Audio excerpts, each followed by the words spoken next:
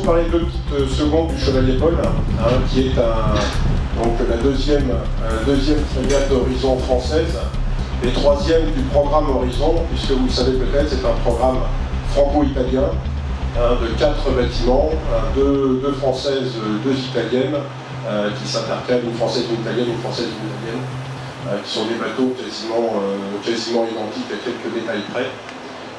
Je crois qu'en termes de programme, on a poussé le partenariat industriel et étatique donc de réalisation de bateaux en coopération et avec une réussite, vous en jugerez vous-même, je crois tout à fait remarquable.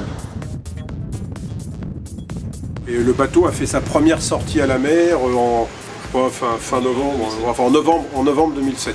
Et donc là, on a eu à peu près 2 ans, de novembre 2007 à novembre 2009, 2 ans d'essai à la mer.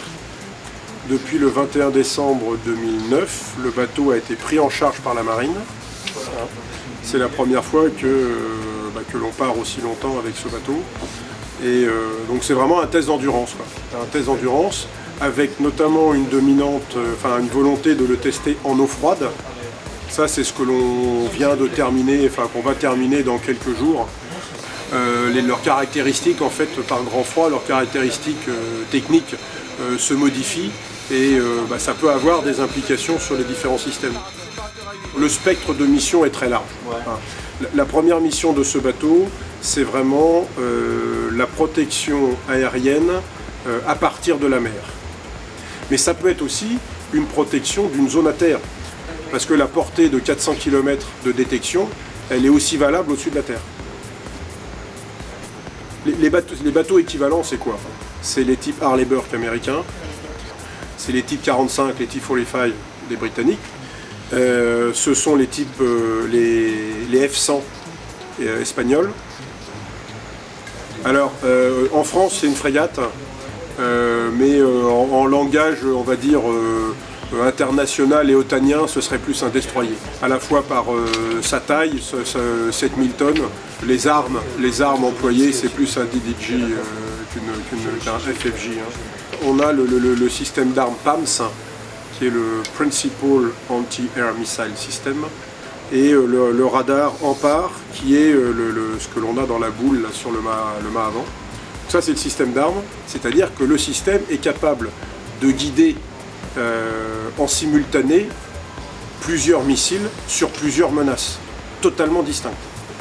On a également des missiles Exocet, donc la dernière génération des missiles Exocet, et on a des torpilles Mu-90, et on a également le système SLAT, système de leurre anti-torpille, et puis il y a tout un système de guerre électronique, donc de système passif, à la fois radio-radar, donc détection radio-radar, le système d'armes global du bateau, c'est-à-dire à la fois le système d'armes PAMS et le système de combat, c'est sans aucun doute, selon moi, le système de combat le plus étanche qui existe aujourd'hui au monde.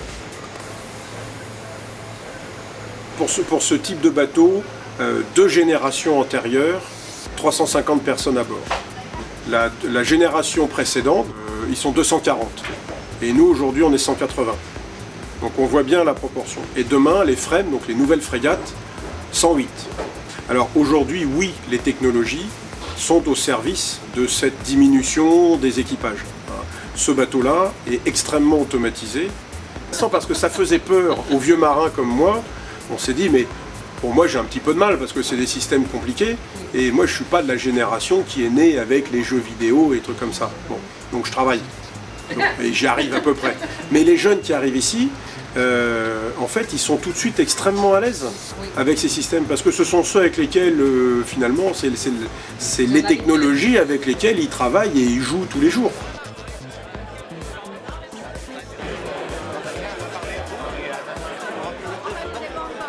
Moi, je vous livre juste un sentiment de commandant de bateau. C'est vraiment une machine absolument incroyable que l'on a aujourd'hui entre les mains.